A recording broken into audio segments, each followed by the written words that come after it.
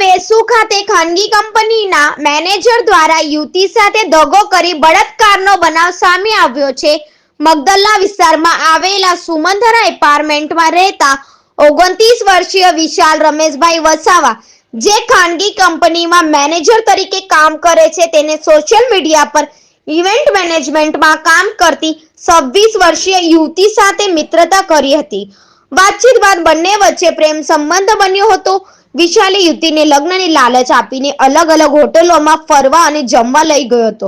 યુવતીના જન્મદિને તેને surprise party પણ આપી હતી. પછી વેસુની સ્ટાર ગોલ્ડ હોટલમાં લગ્નની લાલચ આપીને યુવતી સાથે શારીરિક સંબંધ બાંધ્યા હતા. બાદમાં લગ્ન કરવા ઇનકાર કરી સંબંધ તોડી નાખ્યા અને યુવતીને ધમકી આપી હતી. અંતે યુવતીએ પોલીસમાં ફરિયાદ નોંધાવતા વેસુ પોલીસે વિશાલ વસાવાની ધરપકડ કરી વધુ તપાસ હાથ ધરી છે.